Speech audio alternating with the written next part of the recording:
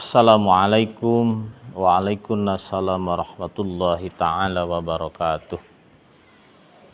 Alhamdulillah, alhamdulillahillazi anzalal qur'ana fi syahri ramadan hudal linnasi wa bayyinati minal huda wal furqan. Wassalatu wassalamu ala asrafil anam Sayyidina Muhammad wa ala alihi wa sahbihi ahli syidki wal qiram. Amma ba'du. Faya ayyuhal hadirun usikum wa nafsi bitaqwallah wa ta'atihi la'allakum tuflihun. Hadirin wal hadirat, kaum muslimin wal muslimat rahimakumullah. Puji syukur marilah kita panjatkan kehadirat Allah yang Maha Ghafur, yang mana alhamdulillah atas limpahan berkah inayah beserta taufiknya kita disampaikan oleh Allah Subhanahu wa taala pada 10 pertengahan di bulan Ramadan tahun ini. Yang mudah-mudahan dengan disampaikannya usia kita pada 10 pertengahan di Ramadan ini, kita mendapatkan kebaikan-kebaikan dan juga mendapatkan ampunan dari Allah Subhanahu wa taala. Amin ya Allah ya rabbal alamin. Dan alhamdulillah pada 10 pertengahan Ramadan ini di mana Allah menurunkan kitab suci Al-Qur'an. Kitab suci Al-Quran adalah merupakan salah satu dari sekian banyak kutubus samawi, kitab-kitab langit yang diturunkan oleh Allah Subhanahu wa taala ke permukaan bumi ini. Dan alhamdulillah Al-Quran juga diturunkan pada bulan Ramadan, tepatnya tanggal 17 Ramadan, yang diturunkan oleh Allah Subhanahu wa taala melalui malaikat Jibril alaihissalam dan diturunkan kepada baginda tercinta Rasul Agung Muhammad sallallahu alaihi wasallam. Hadirin kaum muslimin wal muslimat rahimakumullah, di dalam surah Al-Baqarah ayat 185 Allah menjelaskan tentang fungsi Al-Quran. Sebagaimana sabdanya, a'udzubillahi minasyaitonirrajim, bismillahirrahmanirrahim. Syahrul Ramadan allazi unzila fihil Qur'an hudal linnasi wa bayyinati minal huda wal furqan. Di dalam surat ini Allah,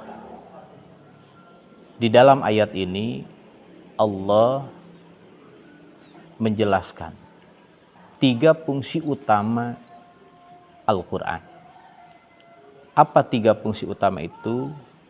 Yang pertama, hudal linnas. Fungsi Al-Quran paling pertama dan paling utama itu adalah petunjuk. Dilalah. Petunjuk bagi siapa? Petunjuk linnas. Bagi setiap manusia. Al-Quran diakui dan tidak diakui, diterima ataupun tidak diterima, diimani dan tidak diimani, maka adalah sebagai pedoman dalam hidup kita di dunia ini. Sebagai dilalah, sebagai petunjuk secara mutlak, tak perlu diragukan lagi kebenarannya. Diterima ataupun tidak diterima oleh manusia, diakui ataupun tidak diakui, diimani dan tidak diimani, bahwa Al-Quran adalah merupakan petunjuk yang mutlak kebenarannya. Petunjuk yang menjanjikan keselamatan bagi orang yang menjadikan petunjuk dari Al-Quran tersebut. Yang kedua, Al-Quran menjadi petunjuk bagi orang-orang yang beriman. Tentu bagi orang-orang yang beriman, Al-Quran itu dijadikan petunjuk hidupnya, agar supaya mereka mendapatkan di dunia hasanah wa fil akhirati hasanah, di dunia bahagia, di akhirat bahagia. Dan yang ketiga, Al-Quran menjadi petunjuk bagi orang-orang yang bertakwa. Sebagaimana sabda Allah dalam surat Al-Baqarah ayat 2, "Zalikal kitabul la raiba fi hudal lil muttaqin." Al-Quran adalah sebagai petunjuk bagi orang-orang yang bertakwa.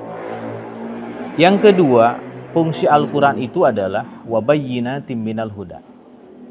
Menjadi penjelas dari setiap petunjuk yang ditunjukkan oleh Allah Subhanahu wa Ta'ala dalam Al-Quran. Artinya, di dalam hukum itu ada hukum yang bentuknya mujmal. Maka Al-Quran itu sebagai petunjuk secara terperinci, secara jelas, secara tafsili, sehingga setiap petunjuk di dalam Al-Quran, setiap hukum di dalam Al-Quran itu dijelaskan secara mendetil di dalam Al-Quran tersebut. Dan yang ketiga, fungsi Al-Quran adalah merupakan furqan. Apa itu furqan? Al-fasil bainal haq wal batil. Sebagai pemisah antara kebenaran dan kebatilan. Sehingga Al-Quranlah yang bisa memisahkan dan bisa membedakan mana yang hak dan mana yang batal. Mudah-mudahan kita sebagai ummatul muslimin, ummatul mukminin yang iman terhadap Al-Quran, yang iman terhadap kitab-kitab Allah Subhanahu wa Ta'ala, dan berusaha mengamalkan Al-Quran. Semoga kita menjadikan Al-Quran sebagai pedoman hidup kita, pedoman yang menjanjikan untuk keselamatan kita di dunia dan akhirat. Cukupan sekian, mohon maaf atas segala kekurangan. Wallahul muwaffiq ila aqwamit thoriq. Wassalamualaikum warahmatullahi wabarakatuh.